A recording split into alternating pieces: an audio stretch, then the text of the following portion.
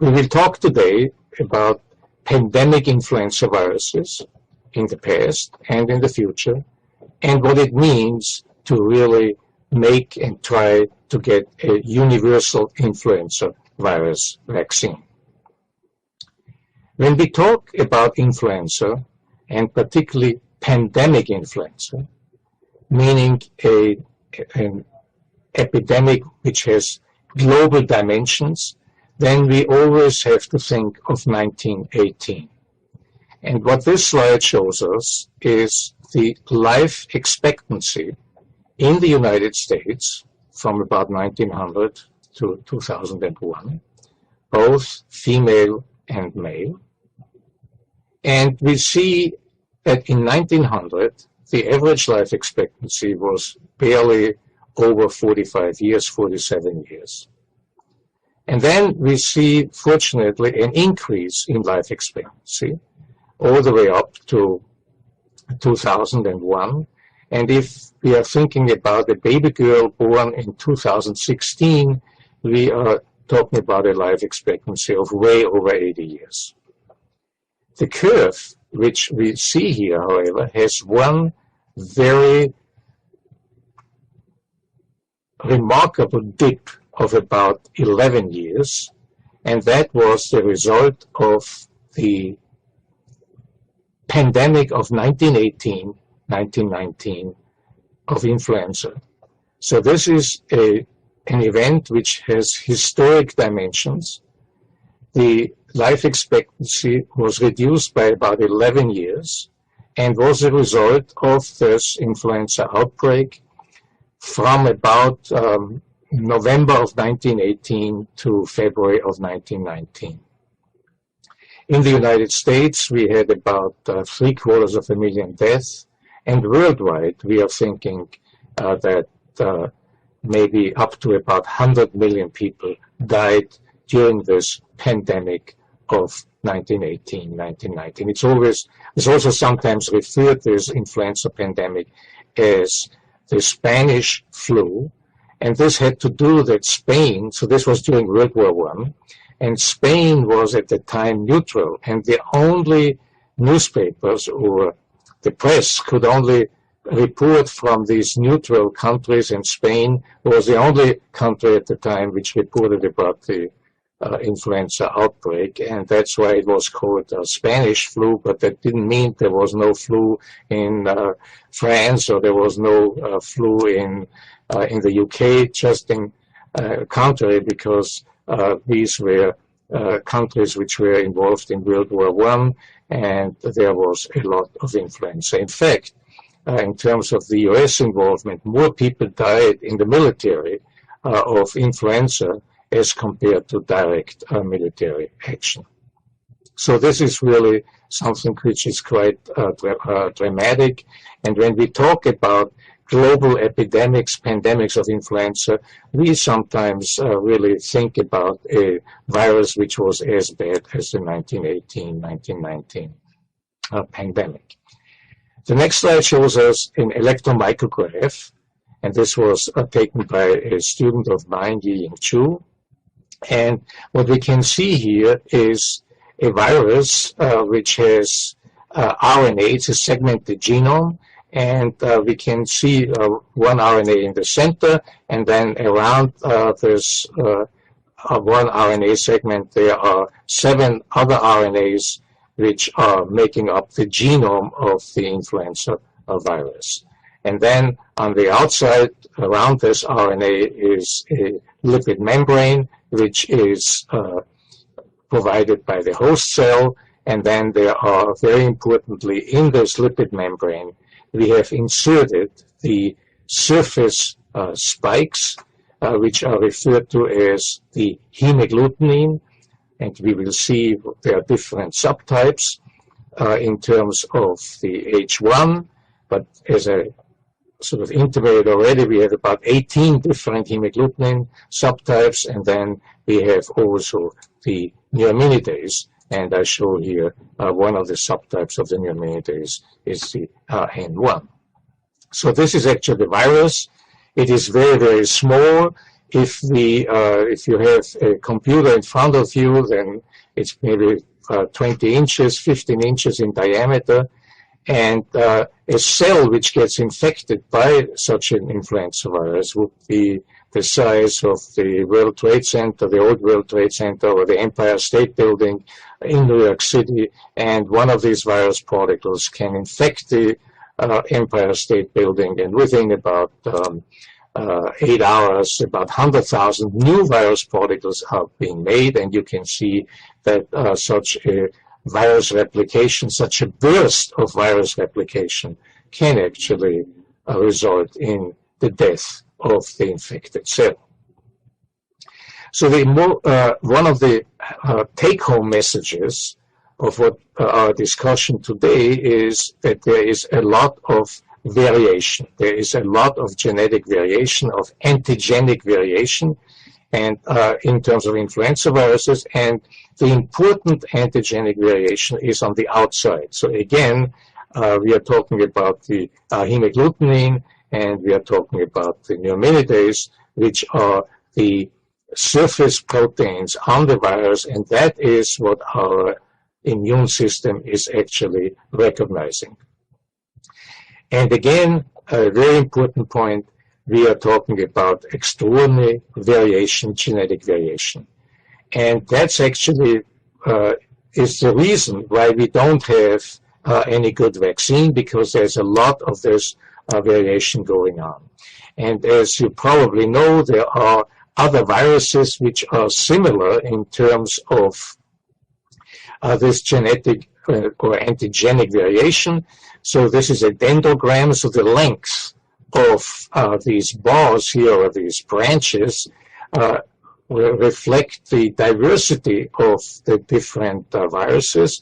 And on the left, we have here the influenza virus diversity of the hemagglutinin, and this is shown here. And very importantly, you always have to look at the bar, which is telling us what the degree of variability or variation is, and in this case it is 5%, so the length of this bar reflects a difference in 5%, and if we look now at the other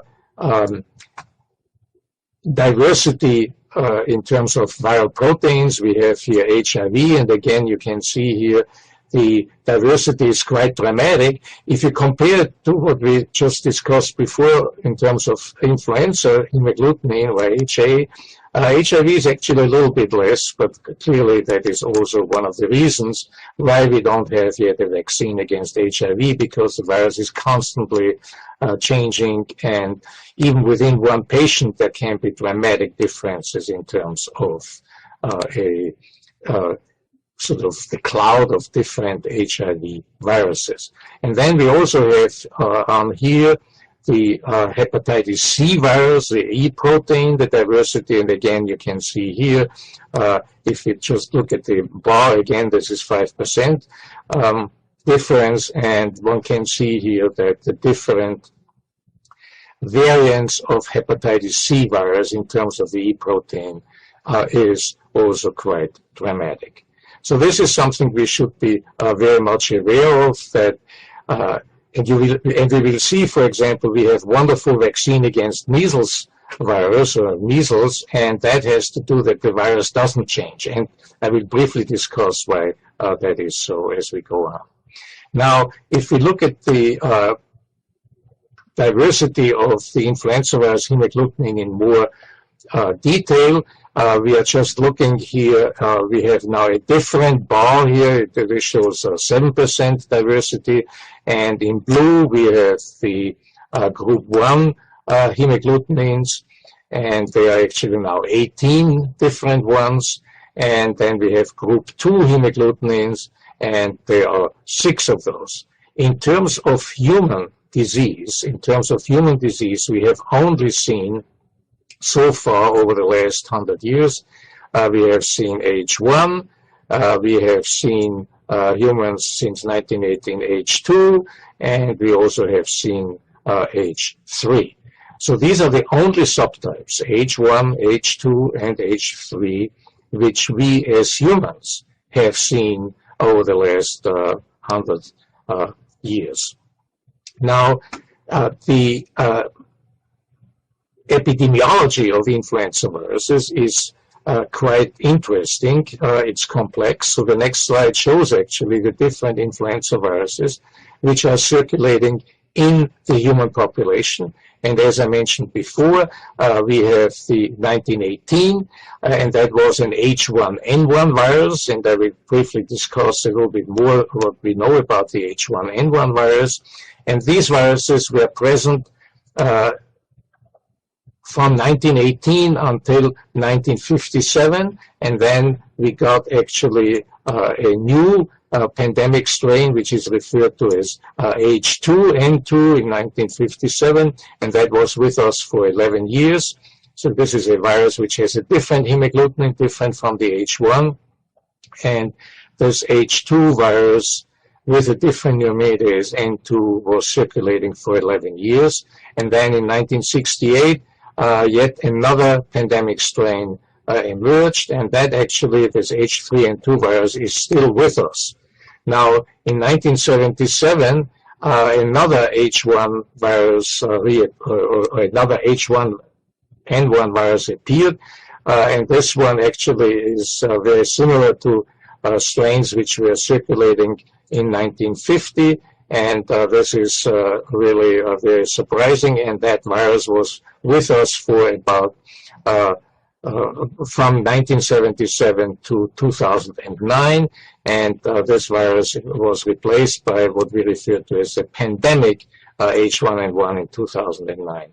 So at the present time, we have H3N2 viruses, we have H1N1, pandemic H1N1, and we have influenza B viruses. Influenza B viruses do not occur in terms of these different subtypes, which we have seen with respect to influenza A viruses, but B viruses also change, and that is shown in the changing color. If you look at different years, you have slightly different colors in terms of the influenza B virus, and what this should illustrate is that we can get reinfected in about if you get infected in 2016, for example, in 2 or 3 years, the virus has changed sufficiently that by 2019, probably we can get reinfected with an influenza virus because it has continuously changed, and that is referred to as antigenic drift. Whereas in terms of the influenza A viruses, when a new hemagglutinin such as H2 or a new hemagglutinin such as the H3 occurs, we are talking about a new pandemic strain, and that is referred to as antigenic shift. Now, we already talked about the 1918 situation, and there we had quite a lot of death, as I said, in terms of the overall, the estimates are up to 100 million. People died in 1918, 1919.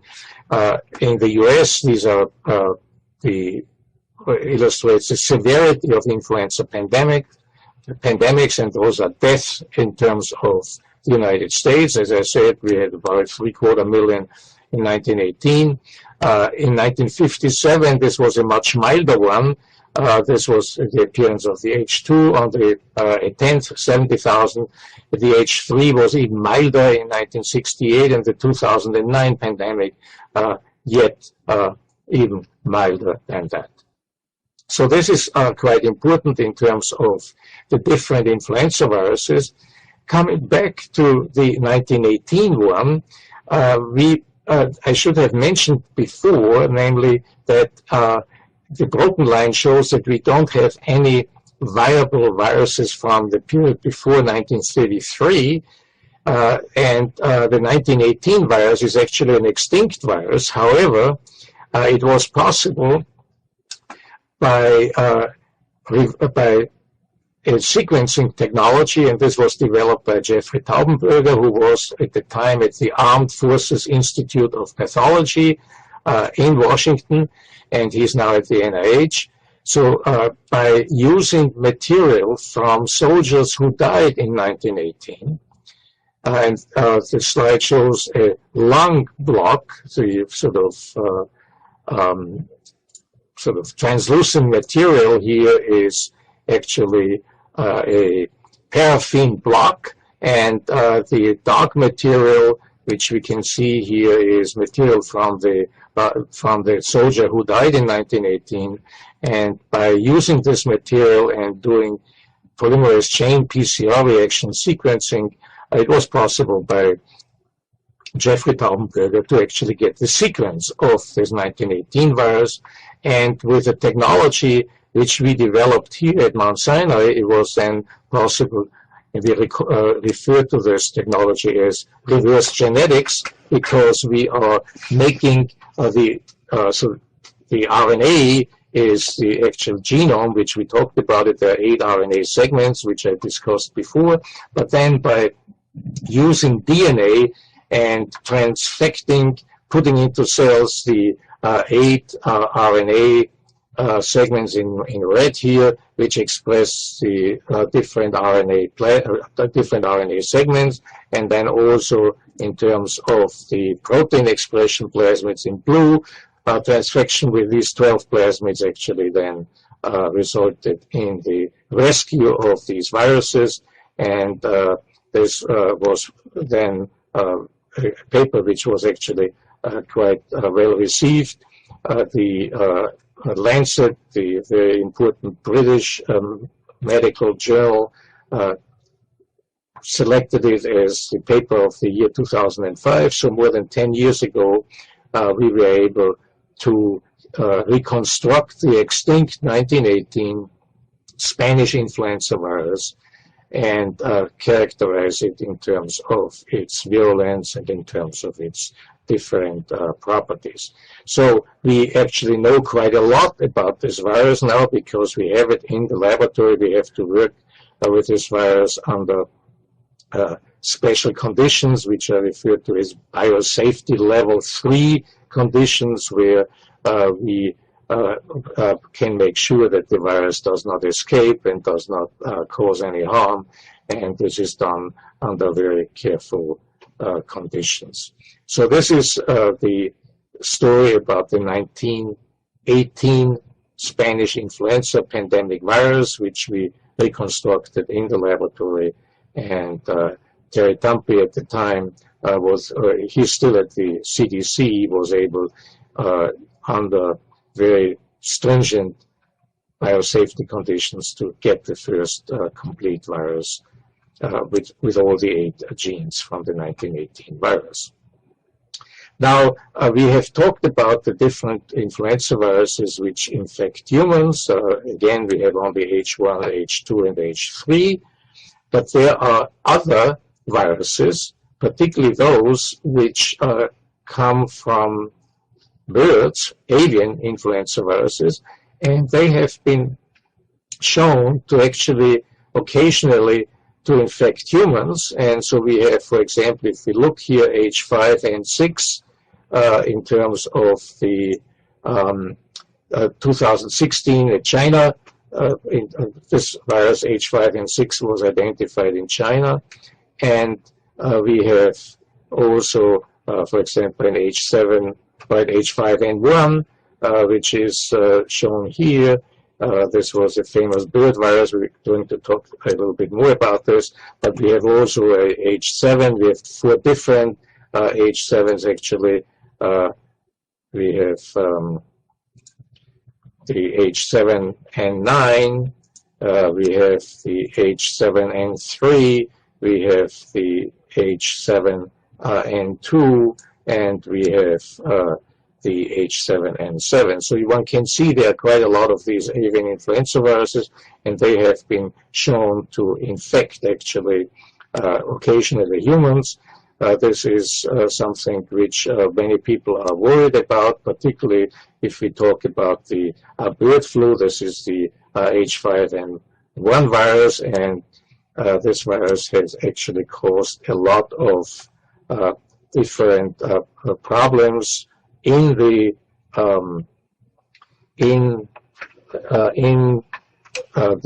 poultry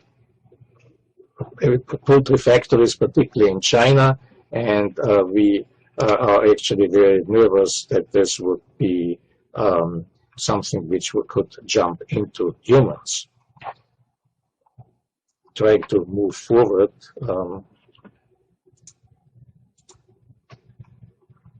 So we have a slide here which shows us the distribution of these avian influenza viruses, and we can see that in yellow that these avian influenza viruses have been found in wild birds, in poultry, and as we can see in terms of the red squares, there were also H5N1 cases in humans. Quite a lot of people actually died as a result of these infections. The number of cases is probably much, much higher than is being shown here, because for the WHO only recognizes cases which are confirmed by laboratory diagnostics, and they have to be shipped to either the US, to the Center for Disease Control, or to London. And one can certainly understand that there were many more cases of subclinical infections in these different countries, whether it was Vietnam or in China. So it is quite interesting that these H5N1 cases have been reported. They are real. It is likely, however, that these human cases are the result of large doses which are inhaled by people dealing with infected birds, infected chicken. And so far, there is no evidence that the virus has been transmitted from one person to the other. So these are very potential new pandemic strains which might jump into humans. So what can we do against these different influenza viruses? And we have actually two different classes of FDA-approved influenza virus drugs. And these are the so-called ion channel blockers, amantadine or rimantadine. And these are only effective against the A-type viruses, not the B viruses. But there are also many resistant influenza virus strains, resistance against amantadine, so that the only real drugs which we have are neuraminidase inhibitors, and there are two types, zanamivir and oseltamivir, and they are effective against both influenza A as well as influenza B viruses. So this is something which is important, and we should be aware of these different drugs which we have. They are probably underutilized, and particularly in cases of severe influenza virus infections, we should really think about these antivirals, which are fairly safe, very safe, and represent a modality in terms of trying to treat and also prophylactically use them against influenza virus infections. The second major sort of tool we have against influenza virus infections are vaccines, and that's sort of what I'm going to highlight now, starting with the different types of influenza virus vaccines which we have.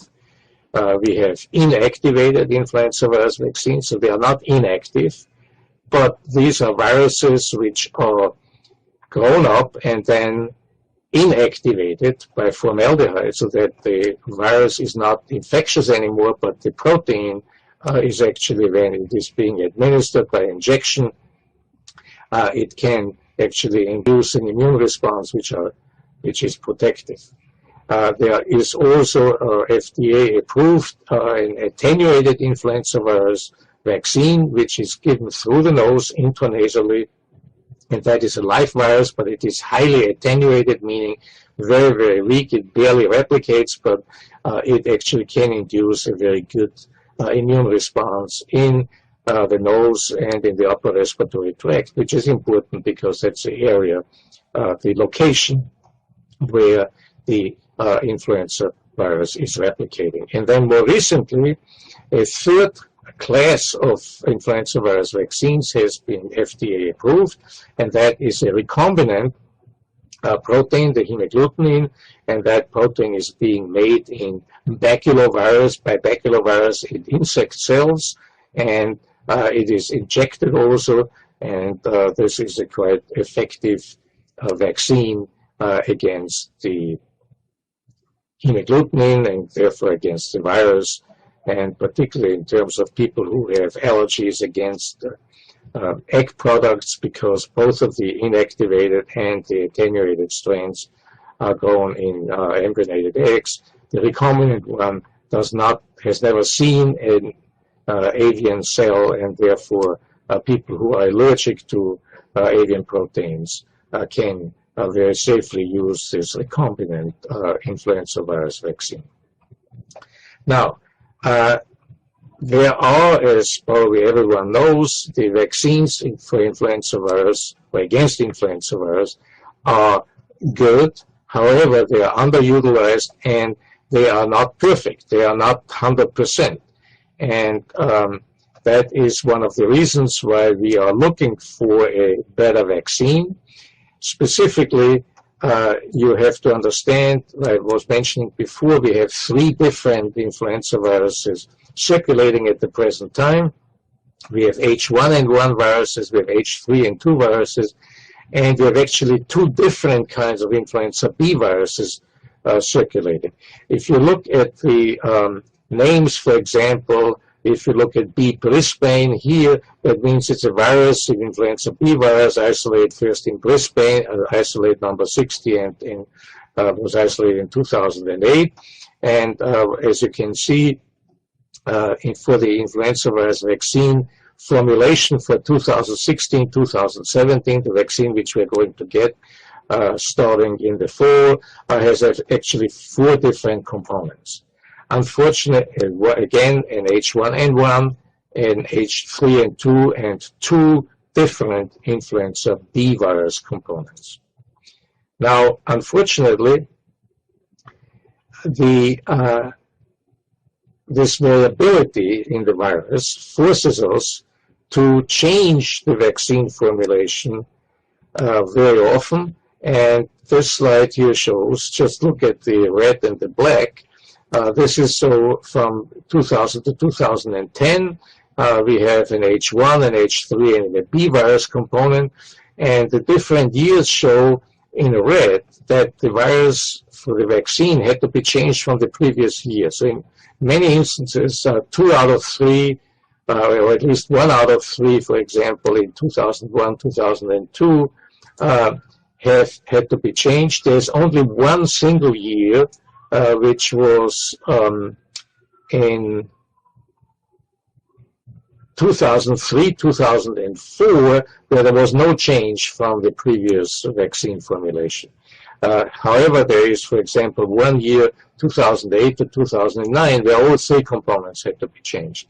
So this is something which is important and makes it very difficult to manufacture influenza virus vaccines, because one has to take into account the continuing change which we discussed before. It is also quite disturbing that in the case of the 2009, the red curve shows when the pandemic strain actually hit the United States. We had the majority of the influenza cases were already in October, November, and the blue line shows when the vaccine was actually shipped. And then it takes distribution, shipped from the manufacturers, and then it had to be distributed to pediatricians, to Walmarts, pharmacies, etc. So and then it takes another 10, 15 days until the vaccine really works. So this is really something quite dramatic in terms of something as important as a pandemic strain. We are not able to really manufacture the vaccine strain for the 2009 pandemic in sufficiently fast so that it had an impact, a positive impact or an impact in terms of avoiding influenza. Fortunately, this pandemic was very mild, and we actually sort of were, so to speak, lucky. So now, in terms of the difficulties of the vaccines, one is they have to be changed constantly. In a new pandemic, we are not ready because it takes too long to manufacture it. And then also many times the vaccine strain doesn't match the circulating strain, because the decision of what kind of strain is actually added to the vaccine is made about a year before one actually vaccinates, and therefore many times the circulating strains are not what we would like to, are not matched very well to the vaccine strain. Then the vaccine efficacy is actually lower. So therefore the question is, how can we do better? And the answer to that is a universal influenza virus vaccine, one which would be effective against different strains and would be against different types and subtypes of influenza virus. So what are we doing in the laboratory? Sorry. And let me specifically say right away, the data I'm going to show are all in the laboratory, so we do not have a universal influenza virus vaccine at this point, but it should show us what we are thinking could be a solution. And the way we are doing this is actually a collaboration between 3 different laboratories at Mount Sinai. This is Florian Kramer's laboratory, Adolfo Garcia-Sastre's laboratory, and my own.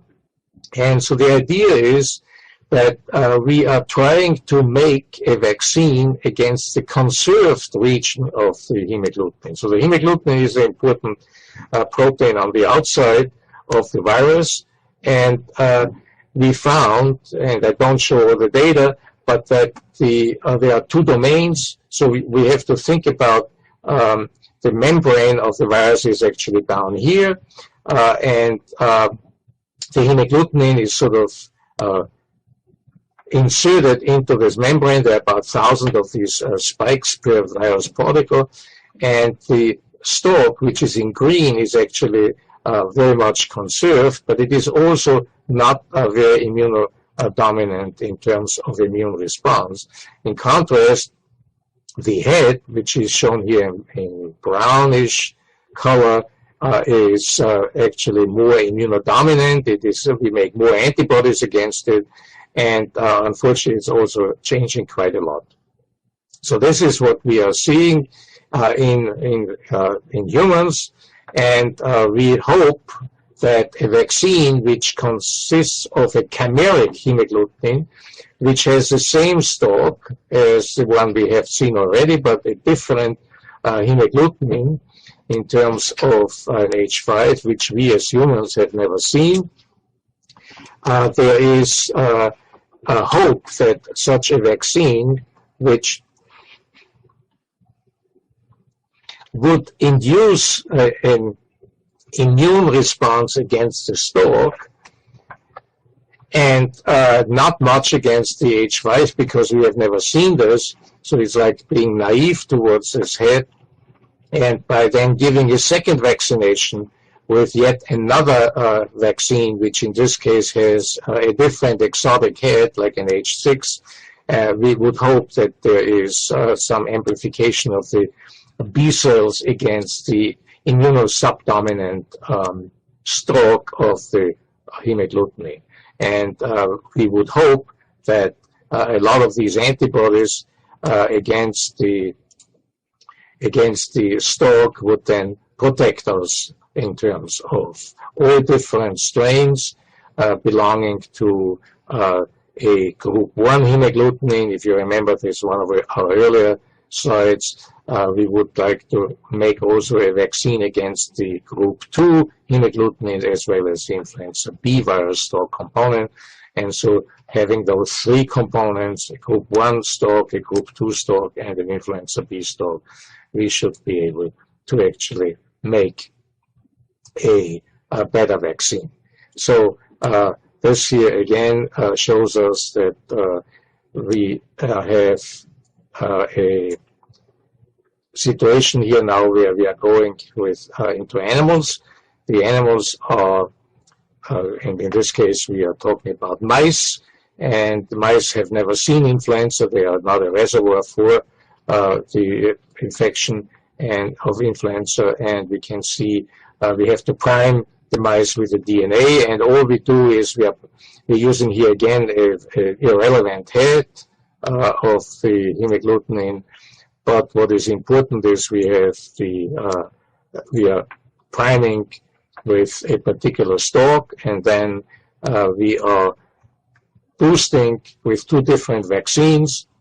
Again, a different head with a chimeric H6 and a chimeric H5, and then we challenge with a virus which has either different from 1934, 1947, 2009, or even a completely different, like an H5 or even an H6, hemagglutinin. So again, by vaccinating, in essence, with a vaccine that amplifies the conserved regions of the hemagglutinin, we hope that we will make we induce in humans a vaccine which is quite protective. And this is shown here, where we have again some antibodies against the stalk. If we come with the first vaccine, we get a different head response, but more in terms of the stalk, and yet more in terms of the stalk after the second vaccination with a chimeric H5. So this is important. We can show now that in terms of the vaccination with the chimeric constructs is actually leading to a protection. We are using here a 1934 stalk in the mouse, and we can protect against the virus, which is that's almost 70 years later. We get complete protection. We are challenge these mice, they don't lose any weight. The black curve shows what happens when we have no vaccination, and the control is in light pink. So this is sort of showing us that over a long period of time in mice we get complete protection. We can also show that we can protect, in this case, against H5 challenge or actually an H6 challenge. We can also protect these mice by a vaccine protocol or approach or strategy which I just discussed. So this is quite important. We were also able to show that these mice are the mice are protected against different subtypes. We can also show that we can do similar experiments with a group 2 stalk, and we were also able to show that the mechanism by which this happens is through antibodies by a passive transfer. Now, very specifically, we showed that these broadly protective stalk antibodies mediate their antiviral activity by a mechanism by which the antibody is actually let me show you this here. This is a model for optimal induction of antibody-dependent cytolytic, cytotoxic mediated or cell-mediated cytotoxicity, ADCC, antibody-dependent cell-mediated cytotoxicity. And these are effector cells. We have these antibodies here which go against the stalk. And we found actually very recently that by having the interaction between the Fc portion of the hemagglutinin and the Fc receptor on effector cells, and a second contact point, which is sialic acid of the effector cell, and the head of the hemagglutinin, we get actually induced antibody, ADC, antibody-mediated, cell-mediated cytotoxicity, and this is a very interesting mechanism. We have at this point, the NIH has made preparations of these new vaccines. So this is an H5, chimeric H5/N1, and we have also these are about 10,000 doses each in terms of the chimeric H8 here, and we hope that these kinds of vaccines will be introduced into the into humans, and that we can measure the immune response against such vaccines, and hopefully they are as protective as we were able to show in animals. We have only shown this in mice, we have shown it in guinea pigs, and we have shown it in ferrets, but obviously what is important is whether that kind of vaccine approach will also work in humans. So in summary, let me then sort of repeat or highlight what I have said. We are trying to make a universal influenza virus vaccine by reducing the immunodominance of the hemagglutinin head, and thereby increasing the immunogenicity of the hemagglutinin stalk. And we have to remember that the hemagglutinin head is really what changes dramatically, but the stalk is much more conserved. And if we can sort of vaccinate against this conserved domain, we should be able to make a immune response which would protect us against many different challenge strains. And obviously these are difficult vaccines. They also have to be long-lasting, and also I haven't really discussed this. We also hope that by this redirecting of the immune response from the head towards the stalk, we should also make better immune responses against the neuraminidase, which is the second glycoprotein on the surface of the virus. And by having antibodies against the neuraminidase, which is also much more conserved than the head of the hemagglutinin, we hope to make a very efficient vaccine, which should protect us against all kinds of antigenic variants, including new pandemic strains, which there is no doubt that such viruses will occur in the future. So this is, again, this vision we have for a human universal influenza virus vaccine. Again, we have not been in humans.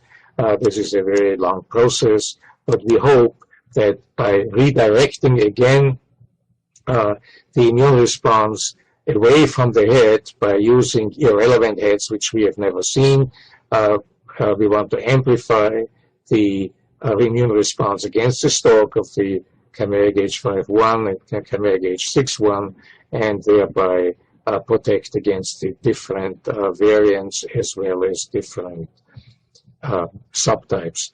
And we believe that we will need a group 1 stalk, a group 2 stalk, and also an influenza B virus stalk. And again, this is work which we are doing in a collaboration, Florian Kramer's laboratory, Adolfo Garcia-Sastre's laboratory, and my own. Thank you very much, and I'm happy to answer any questions.